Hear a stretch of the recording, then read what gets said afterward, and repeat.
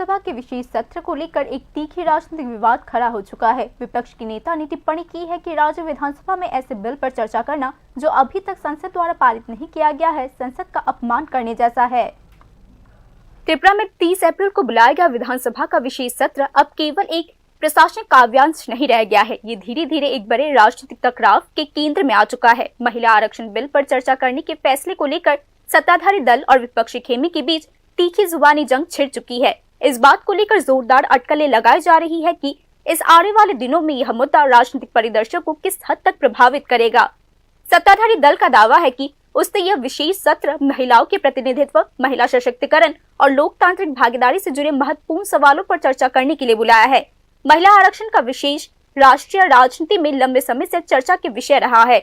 नतीजतन राजनीतिक पर्यवेक्षकों का मानना है कि इस मुद्दे पर अपना रुख स्पष्ट करके सरकार जनता को सकारात्मक संदेश देना चाहती है। कई लोग इस कदम को एक राजनीतिक दांव के तौर पर भी देख रहे हैं, जिसका मकसद विशेष रूप से महिला वोट बैंक को साधना है। इसके विपरीत विपक्षी खेमे ने इस फैसले को सीधे तौर पर खारिज कर दिया है। विपक्ष के नेता जितेंद्र चौधरी ने टिप्पणी की है कि राज्य विधानसभा में ऐसा विषय पर चर्चा करना जो या तो संसद से पारित नहीं हो पाया है या फिर जिसे संसद ने खारिज कर दिया है, संविधान जांच के दायरे में आ सकती है।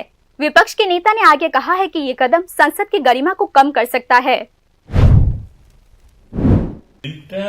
मात्र कदिन आगे पास हलो ना,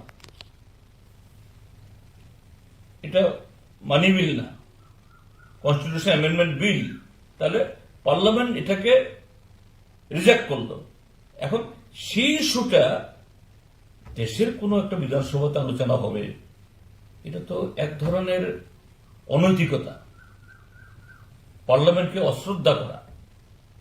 কিন্তু দলটা বিজেপি একজনের সিদ্ধান্তেই চলে, একজনের মনকে বাদ দিয়েই চলে, মোদির মনকে বাধ্য। যুক্তিতে গেলে পরে তারা কেউ যুক্তি খণ্ডন করতে পারবে না। তো সেই ইয়েতে 30 তারিখে এটা আলোচনা হবে। কি হবে? পার্লামেন্টে যেটা রিজেক্ট করলো তুমি বিধানসভাতে আনা, এটা এক ধরনের পার্লামেন্টকে খাটো করা, অসম্মান করা। আজকে আমরা কথা তুলেছি, তো এখানে তো আর বিএসএ মিটিং এ বললে তো আর এটা বন্ধ হবে না, কেননা স্পিকার ইতিমধ্যেই নোটিফিকেশন জারি করেছেন। তো 30 তারিখে আমরা এই বিষয়ে যা বলার বলবো, এখানে তারাও বলবো, আমরাও বলবো, এটাই হলো। विपक्षी दल ने महिला आरक्षण को लेकर भाजपा के राजनीतिक इरादे पर भी सवाल उठाया है। हालांकि महिला आरक्षण का मुद्दा 2024 के लोकसभा चुनावों से पहले जोर शोर से उठाया गया था, लेकिन इसके वास्तविक कार्यान्वयन को लेकर ठोस प्रगति देखने को नहीं मिली। नतीजतन विपक्ष के नेता जितेंद्र चौधरी ने इस विशेष सत्र को एक राजनीतिक अभियान ही करार दिया है। যে 2024 লোকসভার এক বছর আগে হঠাৎ করে মোদী সরকার এই নারী সংরক্ষণ বিল এনেছে, যারা এর আগে কখনো নারী সংরক্ষণ বিলের পক্ষে কথা বলেনি। হঠাৎ করে গদগদ হয়ে গেল 2024 মহিলা ভোট টানার জন্য। কিন্তু যদি নারী সংরক্ষণটা যদি উদ্দেশ্য হয়, এতই যদি নারী দরিদ্র হয়, 2024 সংরক্ষণ চালু করা যেত 543 জনের মধ্যে করেনি। তুমি করলে কেন? তাহলে তুমি তো 29 তুমি করতে চাও, কেন তুমি 23 তাহলে করলে?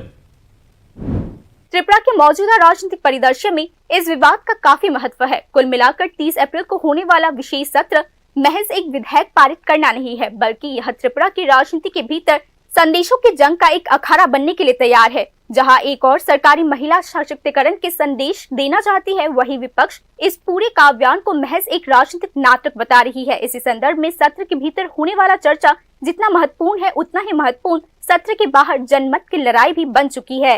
Bureau report, news now.